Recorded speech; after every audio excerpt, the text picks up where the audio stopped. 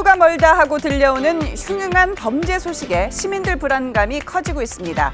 야심한 새벽에 파지를 줍던 할머니를 폭행하고 금목걸이를 빼앗아 달아난 30대 남성이 경찰에 붙잡혔습니다. 세 분 모시고 자세한 얘기 나눠봅니다. 안녕하세요. 안녕하세요. 네, 배태호 차장, 이번 사건 CCTV 화면이 공개가 됐죠? 어떻게 된 일인가요? 예, 지난 4월에 있었던 일입니다. 벌써 5개월 전에 있었는데 좀 뒤늦게 잡혔죠. 일단 화면을 한번 보실까요? 이 장면입니다.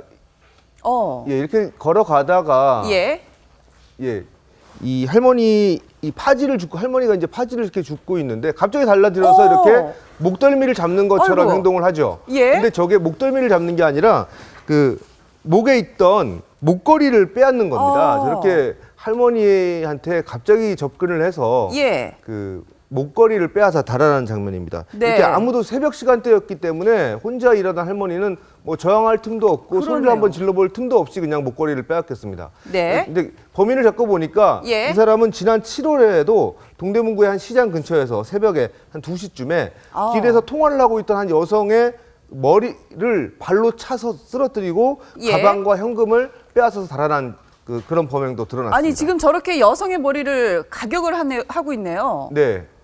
통화 중인 여성에게 접근을 해서 머리를 발로 차고 그리고 휴대폰과 현금이 든 가방을 빼앗아 달아났군요. 저분 굉장히 충격받았을 것 같은데, 자, 이렇게 할머니를 무자비하게 폭행한 이 남성은 자신보다 약하다고 생각되는 사람들을 범행 대상으로 삼았습니다. 이 취객들에게 접근해 도와주는 척하면서 금품을 훔치는 이른바 부축배기를 일삼았고요. 이 사우나에서 잠든 사람들, 또 노인과 늦은 시각 귀가를 하는 여성들도 만만한 대상이었습니다. 이렇게 지난 4개월 동안 모두 700만 원 상당의 금품을 챙겼는데요. 자, 만만한 약자만 노린 이 남성은 도대체 어떠한 사람인지 경찰 얘기 들어보겠습니다. 80 가까이 되고 몸무게도 한 90 가까이 될 거예요.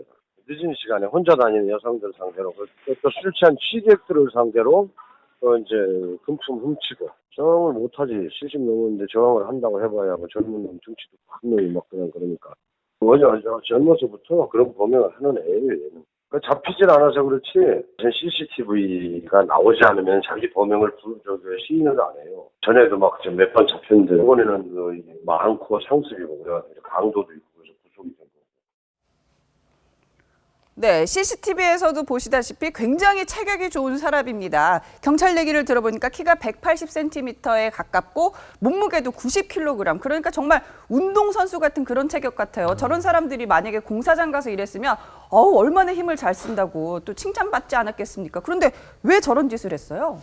한마디로 우리 그런 말 하죠. 덩치값 못한다고. 진짜 그냥 못된 인간인 거예요. 자기보다 훨씬 약하고 힘이 없는 여성들을, 노인들을 상대로 이렇게 범행을 했고요.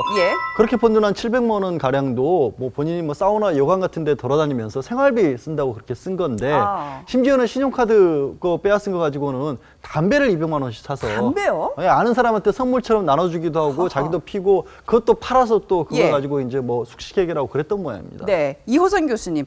특히나 파지 줍던 할머니의 금목걸이를 빼앗아 달아났던 장면이 참 인상적이에요. 파지 줍던 할머니한테 금목걸이 얼마나 소중한 정말 패물이었겠습니까?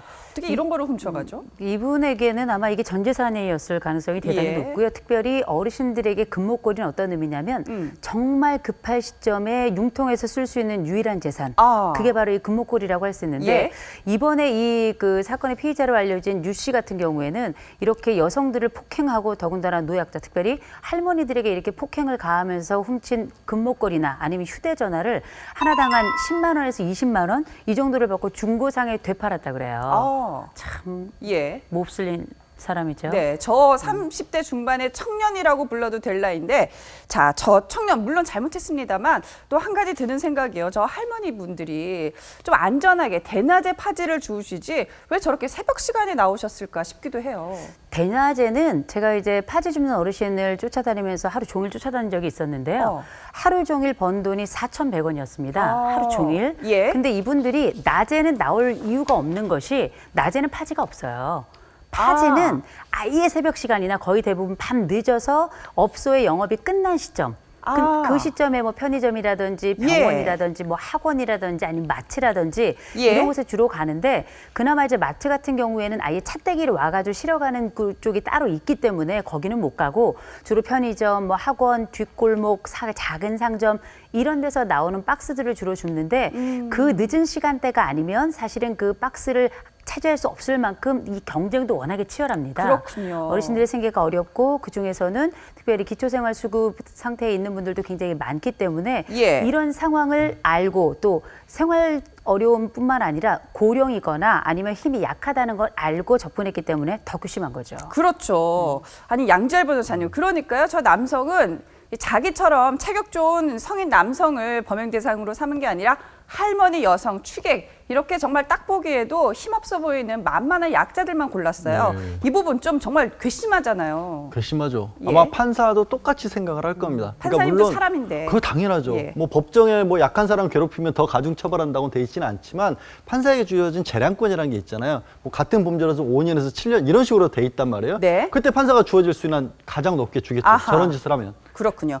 배태호 차장, 저런 뭐라 그럴까요? 동네 뭐 건달 같은 사람, 이 동네 하나 있으면 정말 골치 아프잖아요. 특히나 또 여성들이 운영하는 영세 식당들도 저러한 사람들의 표적이 된다면서요. 네, 뭐 흔히 많이 영화에서도 많이 이런 장면은 나오죠. 막 행패를 부리고 그 돈을 달라고 하거나 뭐 이런 장면도 많은데 경기도 화성에서도 그 전과 30범, 전과 24범 이런 동네 조폭들이 12차례나 걸쳐서 여성 혼자 운영하는 식당만 골라 들어가서 나 전과자다 막 이렇게 겁을 주면서 음식값을 내지 않고 나오거나 뭐 이런 경우도 적발이 된 적이 있습니다. 이제 이럴 경우에 정말 뭐 이런 생각들 많이 하세요. 어머니들은 정말 뭐 똥이 무서워서 피하냐 더러워서 피하지라면서 이번 한 번으로 끝나면 다행이겠거니 하면서 신고를 안 하는 경우가 있는데 꼭 신고를 하셔야 됩니다. 이런 경우에 꼭 신고를 하셔야 제2, 제3의 피해를 막을 수가 있습니다. 그렇군요.